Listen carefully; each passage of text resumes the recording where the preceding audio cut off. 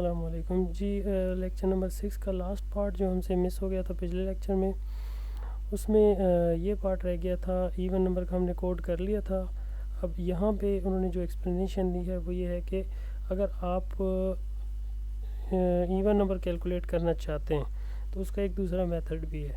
इस मेथड में आप किसी भी नंबर को डिवाइड करें 2 पे और फिर उसके बाद मल्टीप्लाई करें 2 से, तो अगर वो नंबर इक्वल आ जाए अपने ही नंबर के जो वैल्यू थी उसकी, तो वो इवन नंबर होगा। लाइक हम 4 को 2 से डिवाइड करते हैं, 2 आ जाता है, 2 को मल्टीप्लाई करते हैं 2 से तो वो फिर 4 आ जाएगा, तो इक्वल हो जाएगा। इससे हमें इवन नंबर मिल जाएगा।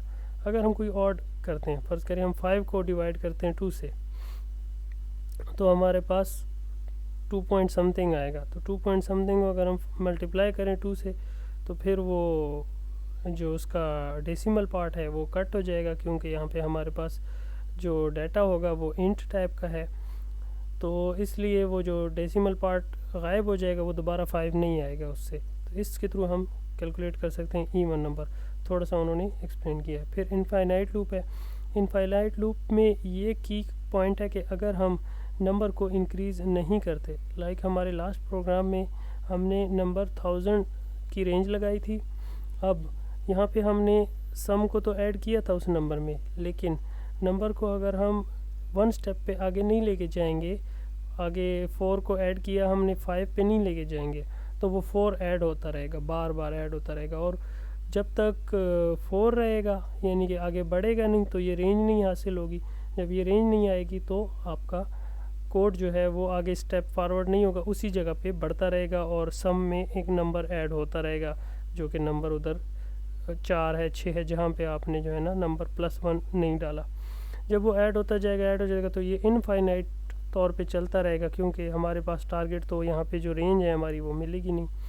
तो इनफाइनाइट लूप की डेफिनेशन ये है कि वो लूप जो हमारी कंटिन्यूस चलती रहे, तो वो इनफाइनाइट लूप कहलाती है। इसलिए आपने इस नंबर को लाजमी इस कोड सेगमेंट को यूज़ करना है ताकि आपकी लूप इनफाइनाइट ना हो। फिर वाइल लूप की प्रॉपर्टी उन्होंने बताई है कि वाइल लूप जो है वो अपर लिमिट को देखता है और अपर लिमिट तक जो है ना वो सारा फंक्शन करता है। और वाइल लूप टर्मिनेट कब होता है? When the condition tested as false. जब वो कंडीशन फॉल्स हो जाएगी, यानी वो रेंज जो वहाँ तक 1000 तक पहुँचेगी, अगर वो जहाँ तक ट्रू है तो लूप चलेगा, लेकिन जब वो कंडीशन फॉल्स हो गई तो आपने जो है ना लूप को एग्जिट करना है। ठीक है, तो लूप को आपने कंसीडर करना है कि वो एग्जिट हो। Always use braces for loop structure. If you forget to put the brace, only one statement after while statement is considered in the while block. आपने जो करली ब्रेसेस डालते हैं वो अगर आप नहीं यूज़ करेंगे तो आपका प्रोग्राम जो है उसका स्टेटमेंट एक ही यूज़ हो जाएगी और बाकी प्रोग्राम का कोड आपका नहीं रन होगा। ये उसका उन्होंने फ्लो चार्ट बताया है कि जी वाइल लूप ने एक कंडीशन टेस्ट करनी शुरू कर दी है प्रोग्राम से निकल के, और यहाँ पे कंडीशन टेस्ट कर रहा है। जब तक वो पास होती रही है तो वो प्रोसेस होके वापस आ जाएगा, लेकिन जैसे ही वो फॉल्स हो गई तो आपका प्रोग्राम एग्जिट हो जाएगा और यहाँ का सारा प्रोग्राम आपका चलना रुक जाएगा। अब यहाँ पे उन्होंने एक्सप्लेनेशन की है ऊपर वाले फ्लो चार्ट की, वो हमने देख लिया। वही फ्लो चार्ट यहाँ पे आ गया। यहाँ पे देखें एक वाइल लूप आ गया और नीचे नीचे जो है ना एक इफ एल्स स्टेटमेंट आ गई। तो वाइल लूप जिसको कंडीशन को फिक्स कर दे, उसके बाद एफ़ में आ जाएगा। एफ़ ने एक कंडीशन देख लिया और एक नंबर ऐड कर दिया और उसके बाद वो वापस अपने पैटर्न में आ गया। तो यहाँ पे उन्होंने इस पैटर्न को यूज़ करते हुए फैक्टोरियल नंबर की एग्जांपल दी है। फैक्टोरियल नंबर वो होता है कि नंबर -1 नंबर -2, जहाँ तक आप उसको टारगेट दे देते हैं। तो टारगेट की बात के लिए ही उन्होंने एक जो वाइल लूप यूज़ की है और उसका कोड है। यहाँ पे उन्होंने 2 वेरिएबल लिए हैं, फैक्टोरियल और नंबर। फिर इनको 1 1 से इनिशियलाइज़ कर दिया है। अब उन्होंने कहा है कि वो नंबर बताएं, enter the number for factorial. वो नंबर बताएं जिसके फैक्टोरियल आपको चाहिए, उसको नंबर वाले वेरिएबल में पेस्ट कर दिया उन्होंने। अब उस नंबर, अगर वो नंबर ग्रेटर देन 1 है, ये चेक करता रहेगा, तो तब तक के उसके फैक्टोरियल मिलते रहेंगे। Like factorial is equal two factorial multiply by number. जब तक उसके रेंज आपने 30 रेंज दी है, 30 तक आपकी उसकी मल्टीप्लिकेशन से वो चीज़ें मिलती रहेंगी और नंबर के अंदर से एक वैल्यू माइनस होती रहेगी। जैसे ही वो 1 तक आ जाए तो ये कंडीशन फॉल्स हो जाएगी और आपके पास फैक्टोरियल की वैल्यू आ जाएंगी। यहाँ उन्होंने 2 एक्सरसाइज दी हैं। Calculate the sum of odd integer for a given upper limit. तो ऑड इंटीजर्स आपने मेजर करने हैं, सेम लूप होगा और उसके अंदर ऑड वाला कोड लग जाएगा। और नेक्स्ट जो है calculate the sum of even and odd integer separately. तो सेपरेटली इवन और ऑड वाले, इवन वाला हमने कर दिया है, ऑड वाला जो है ये जो ऊपर टास्क है इसमें है, इसको करने की ज़रूरत नहीं है। और फ़्लो चार्ट उन्होंने मांगे हैं, दोनों के फ़्लो चार्ट की कोई इंपॉर्टेंस नहीं है पेपर के पॉइंट ऑफ व्यू से। लेक्चर नंबर 7 में आते हैं। यहाँ पे देखें वाइल की ही एक अलग शेप है do while. Do while statement जो है वो हमें सपोर्ट करती है जब हम कोई लूप चलाना चाहें until any instruction. Do while statement वो स्टेटमेंट होती है कि इसमें डू का जो पार्ट है वो एटलीस्ट 1 टाइम लाजमी चल रहा होता है, वाइल बाद में चलती है। वाइल लूप में इशू ये है, लाइक हम यहाँ करें, अगर आपका नंबर यहीं पे कंडीशन फॉल्स हो जाए, आपका नंबर शुरू ही 1000 से ऊपर हो, तो ये लूप कभी नहीं चलेगा। तो उन्होंने डू वाइल लूप बनाया है। डू वाइल लूप में डिफरेंस ये है कि उसमें वो कंडीशन पहले चलेगी एटलीस्ट 1 टाइम और उसके बाद वाइल देखा जाएगा कि कौन सी कंडीशन तक आपने जाना है। मतलब स्टेटमेंट पहले चलेगी फिर कंडीशन। उसकी एग्जांपल जो है बाकी इसमें कोई इम्पोर्टेंट नहीं, हाँ इसमें एक है इम्पॉर्टेंट MCQ कि वो लूप जो एटलीस्ट 1 टाइम लाजमी चले वो डू वाइल लूप कहलाती है। ठीक है, यानी कि वाइल लूप जो है वो कभी ऐसी कंडीशन भी हो सकती है वो कभी ना चले, लेकिन वो लूप जो एटलीस्ट 1 टाइम ज़रूर चलती है। Therefore, in do while loop, the body of the loop is executed at least once। ये एक इम्पॉर्टेंट MCQ है, ये अक्सर आ जाता है। इसकी एग्जांपल हम लेंगे इसके कोड से। ये कोड मैं कॉपी करता हूँ।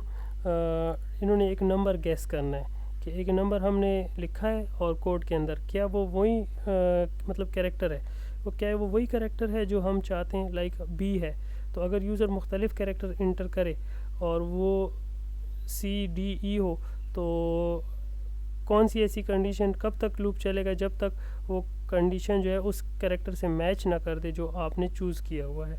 इसकी एक्सप्लेनेशन मैं कोड कॉपी करके आपको दिखा देता हूँ। ये कोड है हमारा, इसकी जो ऊपर डायग्राम है इसको देखने की ज़रूरत नहीं है। कोड को हम यहाँ से मेन के बाद से कॉपी करते हैं, ठीक है। और नीचे सिर्फ एक ये रह गया हमारा कर्ली ब्रैकेट, इसकी ज़रूरत नहीं है। यहाँ पे हम इसको पेस्ट करेंगे, कर्ली ब्रैकेट ऑलरेडी हमारा यहाँ पे है। तो अब ज़रा चेक करें इसको कि यहाँ पे वो चेक कहना ही क्या चाह रहे हैं जी।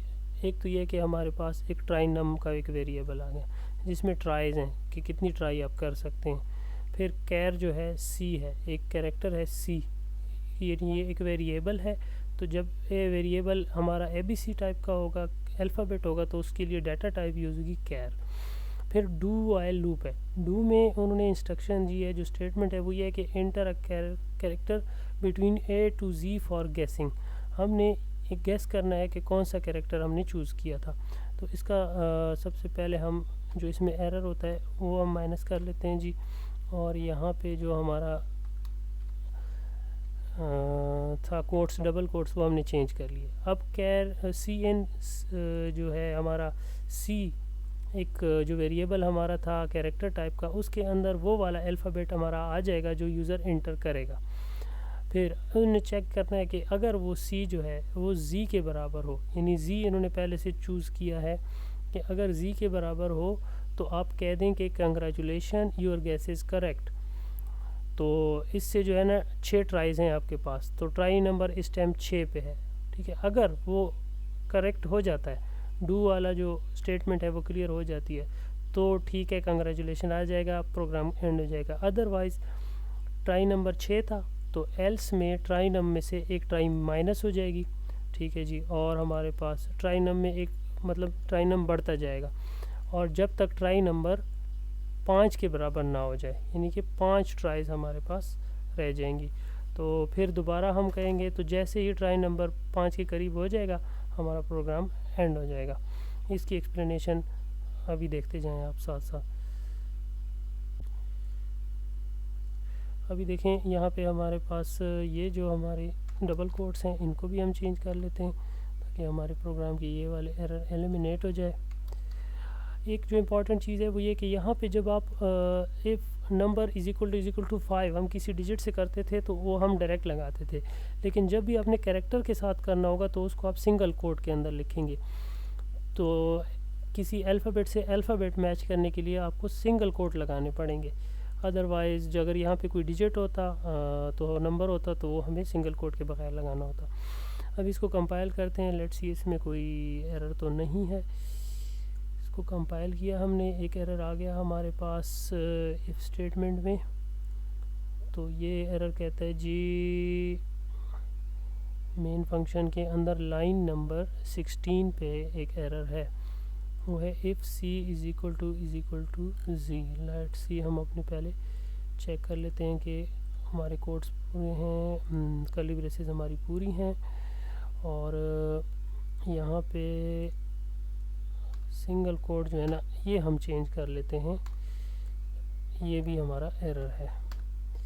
ठीक हो गया। अब हम इसको सेव करके कंपाइल करते हैं जी, हमारा प्रोग्राम कंपाइल हो गया, यानी कि ये कोड भी एरर है बुक वाली। अब इसको हम रन करते हैं।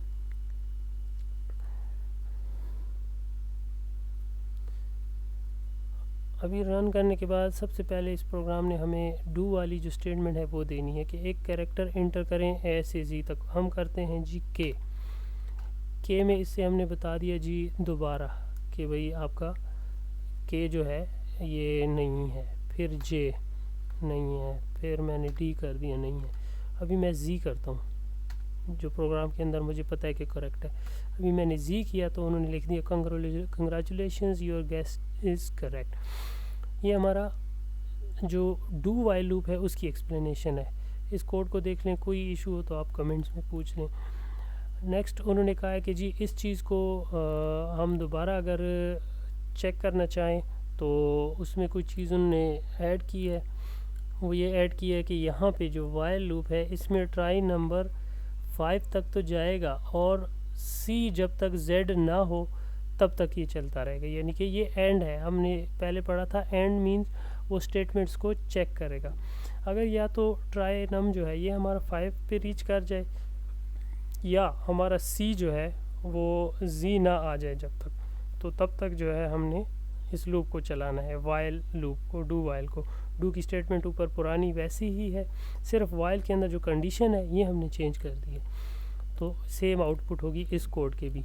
तो ये कोड आप सिर्फ उसमें अमेंड करके अपना कोड हासिल कर सकते हैं। फिर इसके बाद हमारे पास एक इम्पॉर्टेंट लूप आता है फार लूप के अंदर हम काफ़ी चीज़ें इसमें एक ही साथ चेक कर सकते हैं। इसकी आपको एक्सप्लेनेशन बताते हैं। जो हम अब तक लूप पढ़ चुके हैं उनमें ये था वाइल लूप और डू वाइल लूप के, उसमें बॉडी के अंदर हमने एक वेरिएबल की वैल्यू दी होती थी कि यहाँ तक आप चलते जाएं इस लूप को, और उसमें यह है कि वो वेरिएबल अगर वो वैल्यू जो है वेरिएबल की, जिस तरह हम नम प्लस नम 1 करते थे, अगर वो नम प्लस नम 1 ना चले तो उसमें ये होता है कि जो लूप है वो कंप्लीट नहीं हो पाता और लूप इनफाइनाइट हो जाता है। ठीक है, अब उसमें क्या है, एक लूप में 3 मेन चीज़ें, एक तो लूप स्टार्ट कहाँ से होगा, 0 से होगा, 1 से होगा, 10 से होगा। दूसरा वो कहाँ तक जाएगा, कंटिन्यूएशन कंडीशन है कि मतलब वो 1000 5000 जो उसका रेंज होगी टारगेट वहाँ तक जाएगा। तीसरी चीज़ होती है कि वो किस स्टेप कितनी मार्जिन से उसकी वैल्यू चेंज हो जाएंगी। इवन नंबर है तो 2 और 2 के गैप से इस तरह चेंज होते जाएंगे, और अगर वो कंटिन्यूली ऐड होने हैं तो वो +1 के साथ चलते जाएंगे। तो ये एक लूप के अंदर ये तीनों कंडीशन उन्होंने इकट्ठी डाल दी हैं, इसलिए उसको फॉर लूप करके उसमें तीनों चीज़ें डाल दी कंडीशन और उसके ऊपर एक स्टेटमेंट लगा दी है। तो एक इजी वे आ गया जिसमें आप एक ही स्टेटमेंट में पूरे लूप को एग्जीक्यूट कर सकते हैं। तो फॉर लिख के हमें इसकी ब्रैकेट्स में तीनों कंडीशन लिखनी होगी। पहली कंडीशन में होगी कि लूप हमारा शुरू कहाँ से होगा, दूसरी जो हमने यहाँ पे वो जो सेमी कॉलन है ये इंटर करना है, और उसके बाद हमने ये लिखना है कि कंटिन्यूएशन कंडीशन कहाँ तक जाएगा, और लास्ट में इंक्रीमेंट कंडीशन कैसे इंक्रीमेंट करेगा, और जब ये लूप इन तीनों कंडीशनों को फुलफ़िल कर लेगा तो होना क्या चाहिए, ये फिर स्टेटमेंट होगी हमारी। लाइक अब यहाँ पे फार करके काउंटर को हमने 0 से स्टार्ट किया है, ये इनिशियलाइज कंडीशन है, सेमीकोलन, काउंटर लेस देन 10 मतलब 9 तक जाएगा, 0 से 9 तक, और counter is equal to counter plus 1, यानी कि सिंगल स्टेप में ये आगे जाता जाएगा। ये उसकी एक्सप्लेनेशन है। और यहाँ पे देखें एक इशू हो सकता है, वो कहते हैं कि फार लूप कभी कभी सिंगल टाइम भी नहीं चल सकता। वो कब होगा, जब हम इसकी जो इनिशियलाइजेशन की कंडीशन है ना वो वही लगा दें जो हमारी जो रेंज है, जहाँ तक टारगेट कंडीशन है वो वही वाली हो, तो ये लूप कभी नहीं चलेगा, क्योंकि काउंटर अभी शुरू 5 से हो रहा है और ये कह रहे हैं कि काउंटर जब तक 5 से कम हो तो काउंटर को आप प्लस प्लस के साथ इंक्रीमेंट करें। ये काउंटर प्लस प्लस और काउंटर प्लस 1 ये एक ही चीज़ है, तो काउंटर प्लस प्लस लिखने से ये दोनों स्टेटमेंटें एक जैसी हो जाती हैं। तो यहाँ पे counter is equal to counter plus 1 है, लेकिन यहाँ पे काउंटर प्लस प्लस उन्होंने लिखा है। तो ये वाला प्रोग्राम जो है ये नहीं चलेगा, क्योंकि इसकी इनिशियलाइज कंडीशन इसकी टर्मिनेशन के बराबर है। ये एक प्रोग्राम है, इसको अब हम कॉपी करते हैं जी। इसमें हमने मेन मेथड के अंदर से कॉपी किया और अभी हम इसको अपने पुराने प्रोग्राम में पेस्ट करते हैं। लेट्स सी, ठीक है। और इसमें आपने ये चेक करना होगा कि आपके जो प्रोग्राम्स हैं उसके जो कोड हैं ये पूरे हैं या नहीं। लाइक इसकी आसान इसका मेथड ये है कि ये आपका फॉर लूप है, तो ये देखिए यहाँ से ओपन हो रहा है, आगे रेड मार्क हो जाता है, ये क्लोज़ है। अभी ये मेन मेथड है तो ये क्लोज़ है। अब इसमें ये जो मेथड है ये हमारा एक्स्ट्रा है, तो इसकी हमें नीड नहीं है, हमें सिर्फ ये मेन एक ही चाहिए होता है प्रोग्राम में। तो यहाँ पे एक मेन यहाँ क्लोज़ हो रहा है और उसके बाद ये फार वाला लूप यहाँ पे क्लोज़ हो रहा है। लेट्स सी अब इसमें चेंजेस हमारी ये जो हम करते हैं यूजुअली हर प्रोग्राम में अपने, ये हो गया और ये इस तरह, ये सिर्फ इक्वल टू डिस्प्ले करने के लिए इसको हमने कोटेशन में लिखा है, ये देखें। और लास्ट में ये हमारा लाइन ब्रेक है।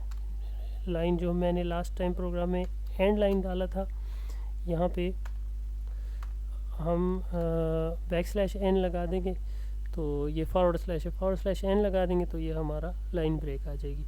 ये हमारी लूप की कंडीशन पूरी हो रही है। इसको हम कंपाइल करते हैं, कोई एरर नहीं है, इसको हम रन करते हैं। तो अब देखें ये करता क्या है। ये काउंटर 1 से स्टार्ट है हमारा, counter less than equal to 10 ये 10 तक जाएगा। अगर इक्वल टू का सिंबल नहीं होता तो ये 9 तक जाता। Counter is equal to counter plus 1, counter plus 1 होता जा रहा है, आगे बढ़ता जा रहा है। और एग्जीक्यूशन क्या हो रही है, ये डिस्प्ले हो रहा है 2x, ठीक है, जो कोटेशंस के अंदर है वो 2x है। तो ये देखें ये हमारे पास डिस्प्ले हो रहा है 2x, ठीक है। ये ना यहाँ पे काउंटर है, काउंटर मीन जो जिस स्टेप पे काउंटर जा रहा है हमारा ये 10 तक जाएगा। तो देखें ये हर बार बढ़ रहा है, तो नेक्स्ट स्टेटमेंट में काउंटर आगे बढ़ चुका होता है, इस वजह से अगली लाइन में 2 आ रहा होता है, 3 4। यहाँ हमने सिर्फ काउंटर लिखा है वेरिएबल, और वेरिएबल इंक्रीज़ हो रहा है इस स्टेप के थ्रू। फिर इज इक्वल टू का साइन डिस्प्ले करने के लिए ये इज इक्वल टू को हमने कोटेशन में लिखा है। फिर 2 मल्टीप्लाई बाय काउंटर, ये एक फंक्शन हो रहा है इसके अंदर, इसको हम कोटेशन भी नहीं लिख सकते।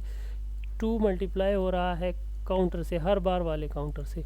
तो यहाँ पे 2 मल्टीप्लाई हुआ, यहाँ पे इसका डिस्प्ले आ रहा है। तो 2 मल्टीप्लाई हुआ काउंटर से, यहाँ पे 1 था तो 2 आ गया। यहाँ पे 2 मल्टीप्लाई हुआ काउंटर से, काउंटर 2 था तो 4 हो गया। यहाँ पे 2 मल्टीप्लाई हुआ काउंटर से, काउंटर 3 था तो 6 हो गया। ये हमारा प्रोग्राम जब रन होता है तो ये हमें 2 का कंप्लीट टेबल दे देता है। तो ये वो टेबल है जो इसके अंदर फिक्स है। तो इसको हम जो है यूज़र से भी ले सकते हैं कि वो हमें बताए कि हमें कौन सा टेबल चाहिए। तो उसके लिए हमें एक एक्स्ट्रा वेरिएबल डिक्लेयर करना पड़ेगा। हमारा अगला प्रोग्राम वो यही है कि जब हम यूज़र से इनपुट लेना चाहें, ये इसी की आउटपुट है। अब उससे हम इनपुट लेने के लिए एक मैक्स मल्टीप्लायर का वेरिएबल ले लेंगे, जहाँ पे यूज़र हमें बताएगा कि कहाँ तक का, एक तो ये हमें नंबर बताएगा कि किस नंबर का टेबल हमें चाहिए, और दूसरा ये हमें बताएगा कि कहाँ तक का चाहिए। ये 10 तक का टेबल था, तो दूसरा टेबल अगर यूज़र चाहे तो वो हमें 30 तक 20 तक का चाहिए होता है। तो इसमें हमें सेम प्रोग्राम है, यहाँ पे हमने सिर्फ वेरिएबल एडिशनल ले लिए, एक हमने ले लिया काउंटर, एक हमने ले लिया मैक्स मल्टीप्लायर, जहाँ तक मैक्सिमम मल्टीप्लिकेशन हो। तो सबसे पहले हम आउटपुट स्ट्रीम देंगे कि यूज़र हमें वो नंबर दे जिसका उसे टेबल चाहिए, तो उस वैल्यू को, चाहे वो हमें 3, 4, 9, 10 जो भी आता है, वो हम इस वेरिएबल नंबर में सेव कर लेंगे। फिर हम उसे कहेंगे किस डिजिट तक चाहिए, 10 तक चाहिए टेबल या 15 तक या 20 तक, तो वहाँ पे उसको हम वेरिएबल मैक्स मल्टीप्लायर में उस वैल्यू को सेव कर देंगे। लूप सेम चलेगा, counter less then max multiplier, यानी जहाँ तक उसकी मल्टीप्लिकेशन चाहिए उसको, और काउंटर +1 काउंटर बढ़ता जाएगा। अब हम क्या करेंगे, नंबर जो यूज़र ने दिया है वो फिर x डिस्प्ले होगा, फिर काउंटर डिस्प्ले होगा। लास्ट टाइम हमने 2x यहाँ पे डिस्प्ले किया था क्योंकि हम खुद 2 का टेबल दे रहे थे। अब यूज़र ने बताया किस नंबर का टेबल देना है, हर यूज़र अपना डिफरेंट देगा।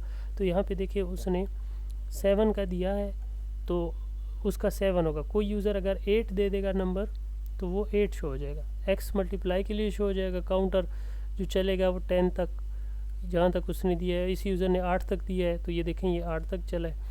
फिर काउंटर यहाँ पे आ जाएगा, फिर =टू का साइन डिस्प्ले होगा, और फिर नंबर मल्टीप्लाई बाय काउंटर, ये नंबर भी यूज़र ने दिया है और ये काउंटर हमारा लूप काउंट कर रहा है, तो जिससे हमारे पास ये टेबल 7 का टेबल 8 मल्टीप्लायर तक आ जाएगा 56। सेम आप इसमें कोई भी वैल्यू पुट कर सकते हैं। इसी को कॉपी करके रन करें, ये आपका एग्जीक्यूट हो जाएगा। इंक्रीमेंट ऑपरेटर जो है ना, ये इसलिए बताते हैं कि जो काउंटर = काउंटर +1 है, ये काउंटर ++ के साथ रिप्लेस हो सकता है, दोनों का फंक्शन सेम है। इसको आप ++j जो है इसको कहते हैं जी पोस्ट इंक्रीमेंट। पहले आप उसको ++ के साइन लगा लेंगे, और जो है ये देखें, in pre increment we write the sign before operand, ठीक है, ये प्री इंक्रीमेंट है, पहले इंक्रीमेंट करें और उसके बाद वेरिएबल। और पोस्ट इंक्रीमेंट में आप जे पहले वेरिएबल का नाम लगाएंगे और ++ लगाएंगे। तो ये एक इम्पॉर्टेंट MCQ है कि प्री इंक्रीमेंट क्या होता है, जिसमें पहले ++ हो फिर जे, और पोस्ट इंक्रीमेंट क्या होता है, जब जिसमें पहले वेरिएबल हो और फिर उसके बाद ++ हो। इस तरह इसकी 2-3 कंडीशन उसने दी हैं कि कैसे अगर x जो है उसको आप प्री इंक्रीमेंट करते हैं तो क्या होता है, और उसके बाद उसको पोस्ट इंक्रीमेंट करते हैं तो क्या होता है। दोनों तकरीबन सेम है छोटे प्रोग्राम्स के हवाले से। यहाँ पे उन्होंने उसकी थोड़ी सी एक्सप्लेनेशन दी है कि कौन सा इस पे क्या करेगा। x +4 हो के फिर x के अंदर सेव हो जाएगा, x से -3 हो के फिर x में सेव हो जाएगा। ये असाइन हो रहा है, x को वैल्यू x का मॉड्यूलस 3 हो जाएगा तो फिर ये x के अंदर पुट हो जाएगा। और इसको उन्होंने फिर शॉर्ट फॉर्म में लिख दिया कि आप x = x +4 को x + 4 लिख दें, ये फंक्शन सेम हो जाएगा। फिर x - 3, ये भी फंक्शन इसके साथ सेम हो जाएगा। x मॉड्यूलस = 3, तो ये जो x x + 3 है, चूँकि ये x में कॉमन है इस वजह से इसकी जो एग्जीक्यूशन है वो आसान हो गई है।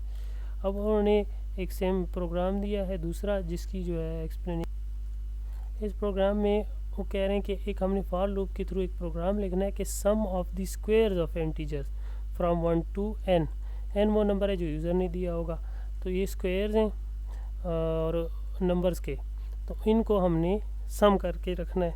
बज़ाहिर ये बहुत कम्प्लेक्स लग रहा है, लाइक अब नंबर हो उसका स्क्वायर हो और उसको आप फिर इसको एग्जीक्यूट करो, फिर उसके बाद उन सम को स्क्वायर्स के जो नंबर होते हैं उनको ऐड करके सम बनाओ, ये काफ़ी मुश्किल लगता है। लेकिन इसमें 3 वेरिएबल इन्वॉल्व हैं। एक तो ये कि i जो हमारा नंबर है वो इन्वॉल्व होगा, n जब जितने जो हैं 1 से लेकर जिस नंबर तक के स्क्वायर्स आपने यूज़र ने करवाने होंगे वो चाहिए होगा, और एक हमें सम वेरिएबल चाहिए होगा जिसमें हम सारों को ऐड करके डाल सकें। सो सबसे पहले यूज़र से हम वैल्यू लेंगे, cn करके n में पुट कर देंगे कि आपको कहाँ तक 1 से 10 तक के स्क्वायर्स जो हैं उनका सम चाहिए, या 1 से 100 या 1000। फिर फॉर लूप में i जो है, i हमारा लूप के लिए यूज़ हो गया। यहाँ पे यूज़ इसलिए हुआ है कि अगर हम वो नंबर लें और उसमें ऐड करते जाएं तो उससे बेहतर है कि हम एक स्टैंडर्ड वेरिएबल ले लें जिसको हम 1 से स्टार्ट करवाएं और उसमें हम वहाँ तक का टारगेट डालें जो यूज़र इंटर करे, और i++ से उसी वेरिएबल को इंक्रीमेंट करते जाएं, और इसी i जो हमारे पास 1 से शुरू है उस 1 के अंदर अगले के जो स्क्वायर हैं वो ऐड करके तो इस सम में पुट करते जाएं, यानी कि 1 के साथ i जो है ये आगे 2 हो जाएगा, नेक्स्ट में लूप है, ठीक है, फिर नेक्स्ट पे 3 हो जाएगा। तो जब ये 1 है तो उसके साथ उसी 1 का स्क्वायर सम में पुट हो गया, लूप की अगली आइटरेशन में ये 2 हो गया, तो उसके साथ दोबारा i ऑलरेडी 2 था तो 2 के साथ 4 हो गया, 2 2 ज़ा 4, और उसके बाद फिर 3 हो गया, 3 3 ज़ा 9, और इस तरह 4 हो गया, 4 4 ज़ा 16। इस तरह स्क्वायर जो हैं वो मल्टीप्लाई होते जा रहे हैं और सम की वैल्यू के अंदर पुट होते जा रहे हैं। तो ये उन्होंने आउटपुट स्ट्रीम में लिख दिया the sum of first number, यानी कि 20 उसने इंटर किया, the sum of first 20 square is, यहाँ पे जो ये वाला सम है ये डिस्प्ले हो जाएगा इस वेरिएबल का जिसमें तमाम वैल्यूज़ पुट हैं। तो ये उसकी आउटपुट होगी कि enter a 5 positive number for sum of square, positive number ही चाहिए होता है हमें, तो हमने 5 इंटर कर दिया, और उसके फर्स्ट 5 नंबर्स की स्क्वायर जो हैं वो ऐड हो के हमारे पास तो 55 बनते हैं। लेक्चर नंबर 8, इसमें हमारे पास स्विच ब्रेक स्टेटमेंट है और कंटिन्यू स्टेटमेंट हैं और कुछ रूल्स हैं हमारे पास। तो स्विच ब्रेक में ये है कि अगर आप एक बंदे के ग्रेड्स 50%, 60%, 70, 80, 90 इनको ग्रेड करना चाहिए कि ये डी ग्रेड है, बी ग्रेड है, ए ग्रेड है, तो उसके लिए आपको मल्टीपल इफ़ स्टेटमेंट्स लगानी पड़ती हैं। If grade is equal to A तो आपने एक्सीलेंट देना है, और ग्रेड बी है तो आपने वेरी गुड देना है। इस तरह की मल्टीपल स्विच स्टेटमेंट है। तो इसका आसान ये है कि आप इफ़ एल्स जो हम लगाते थे तो उसमें 2 होती थी, या तो ये कंडीशन होती थी या फिर एल्स की कंडीशन होती थी। अब तीसरी हमारे पास आ गई एल्स इफ़। तो इफ़ ग्रेड ए के बराबर होगा तो एक्सीलेंट आएगा, एल्स इफ़ बी है तो फिर ये वेरी गुड आएगा, एल्स इफ़। तो जितने भी आपकी स्टेटमेंट्स हैं एल्स इफ़ के साथ आप अनलिमिटेड स्टेटमेंट्स को एग्जीक्यूट कर सकते हैं। तो इसी का शॉर्टकट है स्विच ब्रेक स्टेटमेंट। तो स्विच जो है ये क्या करता है, मुख्तलिफ़ कंडीशंस को डायरेक्ट आपकी आउटपुट पे ले आता है। तो अगर स्विच एक वेरिएबल का आप यहाँ पे नाम लिख देंगे कि ये इस वेरिएबल को आपने चेक करना है, अगर उसका केस जो है वो ए आ जाता है तो आपने क्या करना है जी, एक्सीलेंट दे देना है। अगर वो दूसरा केस आ जाता है, बी ग्रेड आ जाता है, तो आपने उसको वेरी गुड देना है। तो इसलिए ये जो लिस्ट है उसकी एक्सप्लेनेशन यहाँ पे है कि केस कांस्टेंट एन और स्टेटमेंट लिस्ट एन, यानी जितने आपके केसेस होंगे उतने की स्टेटमेंट्स आप उसके सामने लिखते जाएंगे तो आपके ऊपर सामने जो है ना उनका रिज़ल्ट आता जाएगा। लाइक अभी ग्रेड है, स्विच स्टेटमेंट के अंदर आप लिख दें ग्रेड, अब ग्रेड को वो चेक करेगा, अगर तो वो ए आ जाता है केस ए तो आपने सी आउट एक्सीलेंट कर देना है, केस बी आ जाता है तो आपने वेरी गुड। तो सिंपल एक स्विच स्टेटमेंट से आप मुख्तलिफ ब्रेक स्टेटमेंट्स ले सकते हैं।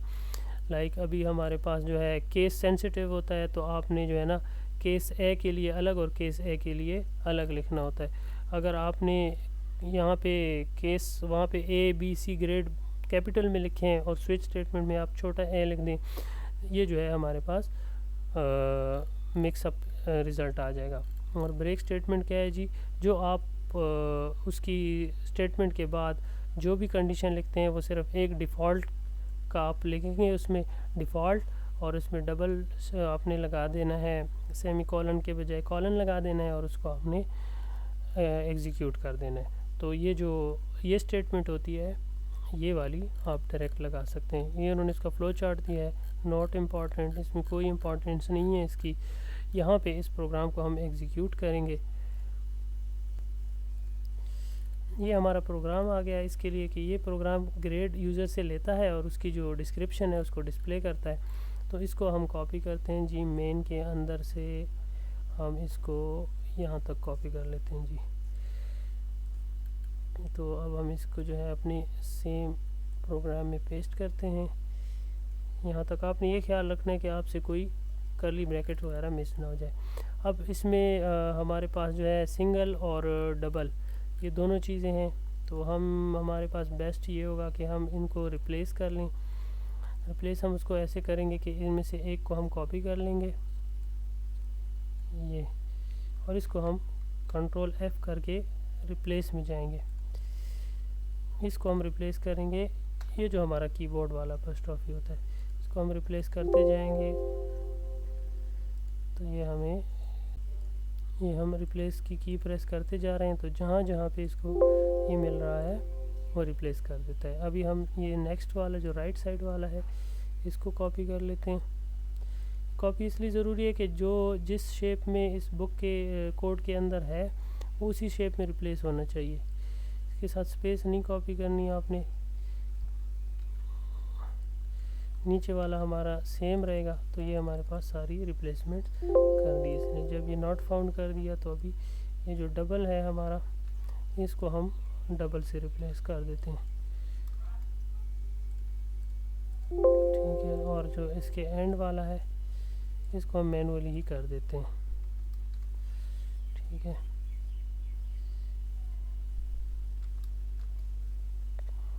और ये हमारा ये भी है,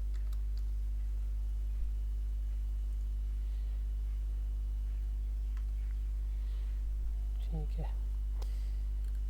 अच्छा, अब होता क्या है इस प्रोग्राम के अंदर कि इसमें हमारे पास केस चेक हो रहा है। फ़र्ज़ करें केस, ये सबसे पहले इसने एक ग्रेड कैरेक्टर टाइप का वेरिएबल ले लिया। ग्रेड ABC होता है, इस वजह से इसमें ग्रेड जो है ना कैरेक्टर है। तो हम स्टूडेंट का ग्रेड जो है वो ये हमसे रह गया, सॉरी, ताकि ये ब्लू हो जाए तो फिर हमें पता चल जाएगा कि ये हमारा ठीक है। ये देखें, अभी यूज़र जो है वो ग्रेड इंटर कर सकता है कि ग्रेड A है, B है, C है या D है। CN हमने इन स्ट्रीम ले लिया जिसमें ग्रेड जो है वो इनवर्ड आ गया और हमने उसको वेरिएबल ग्रेड के अंदर सेव कर लिया है।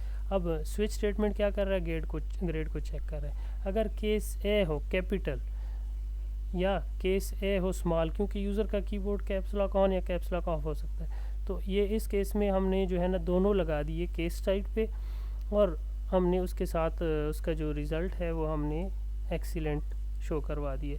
ये चूँकि हमने थोड़ा शॉर्टकट लिया तो ये वाले भी हमसे रह गए, ये वाले भी हमें रिप्लेस करने पड़ेंगे। ये वेरी गुड वाला भी सेम, हर एक के लिए हमने दोनों केस ले लिए, अपर केस भी और लोअर केस भी, और हमारे जो केसेस हैं वो भी case A B C D सारे हैं। ये जो है कॉपी करने से ये है कि आपकी कोड की अच्छी खासी टाइमिंग जो है ना वो बच जाती है, सॉरी। ये जो है पुअर, आपको इसके कलर से आइडेंटिफाई हो जाएगा कि यहाँ पे हमारा कोई एरर है। टाइम टेकिंग काफ़ी है लेकिन जो है लेट्स सी। अभी देखें हर एक की कंडीशन हमारे पास पूरी हो गई है, और सी आउट में please enter the grade from A to D और F, इसने अपनी डिफ़ॉल्ट एक स्टेटमेंट भी इसके अंदर लिख दिया। डिफ़ॉल्ट स्टेटमेंट का वो होता है कि अगर आप कोई भी स्विच आपकी ना चले तो एक नॉर्मल स्टेटमेंट डिस्प्ले हो जाए। अभी हम इसको कंपाइल करेंगे, लेट्स सी हमारे पास एरर अगर आ गया तो केस A, इस सूरत में हमारे पास ये भी हमारे चेंज होने वाले हैं, ठीक है। ये आपको लाइन नंबर का एरर देता है, लाइक लाइन 12 का इसने एरर दे दिया ये। अब हम क्या करते हैं जी, हम इसको रिमूव करते हैं ऐसे, दोबारा कंपाइल करेंगे तो ये जो लाइन 12 वाला एरर है ये हमारा क्लियर हो जाएगा। ये देखें लाइन 14 पे आ गया। तो ऐसी सूरत में जो है ये आपके जो सैम्बल हैं ये आपको परेशान कर सकते हैं। तो ये जो B है ये भी हमारा रिप्लेस होने वाला है।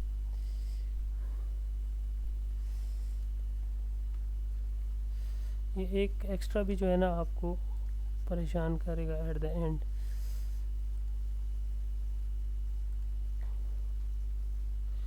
डिफ़ॉल्ट से ये जो है ना 2 पुट करता है, ये मैंने आपको नहीं बताया कि बाय डिफ़ॉल्ट जब ये डबल पुट करेगा रिमेनिंग हमारे इंशाल्लाह ठीक है।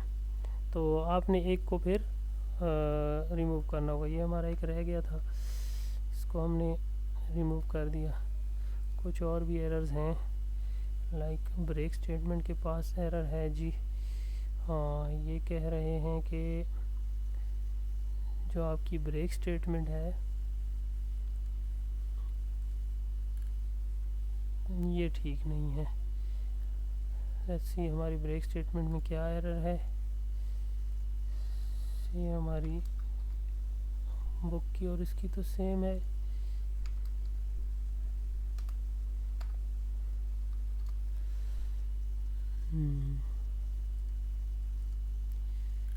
सेवनटीन, 24 और 30, लाइन नंबर 17, 24 एंड 30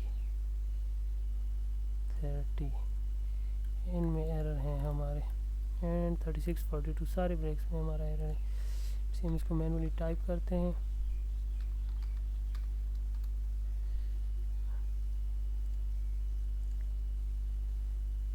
ठीक है,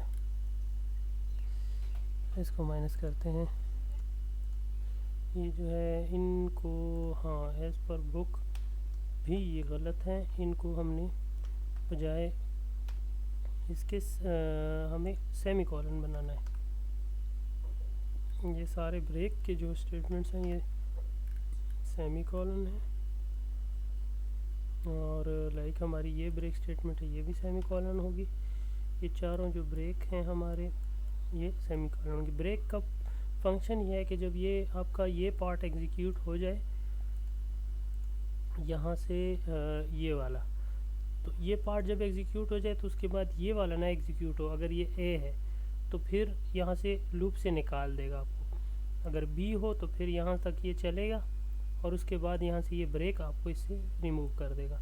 अभी इसको कंपाइल करते हैं, सेव कंपाइल। ये देखिए हमारा प्रोग्राम कंपाइल हो गया। इसको रन करते हैं। अब ये कहते हैं जी स्टूडेंट्स की ग्रेड अगर हम करें जी डी, तो ये देखें इसने पुअर लिख दिया हमारे पास। इन केस हम लिख देते हैं जी ये रन हम करते हैं और यहाँ पे हम लिखेंगे जी के, तो ये हमें डिफ़ॉल्ट स्टेटमेंट देगा कुछ भी रन किए बगैर। या हमें डिफ़ॉल्ट स्टेटमेंट देगा कि आपने सिर्फ ए टू डी करने हैं या एफ तक करने हैं, इससे ज़्यादा नहीं करने। ये हमारे पास डिफ़ॉल्ट का फंक्शन यहाँ पे एग्जीक्यूट हो जाएगा। ये कोड हमारा रन। सो यहाँ पे हमें जो है बुक की भी मिस्टेक मिल गई। बुक में ये जो हमारे पास ब्रेक के साथ करके ये लगा हुआ है कॉलन, ये सेमी कॉलन है, तो ये इससे रिप्लेस किए करेंगे आप यहाँ पे। तो नेक्स्ट जो है एक और स्टेटमेंट है कंटिन्यू स्टेटमेंट।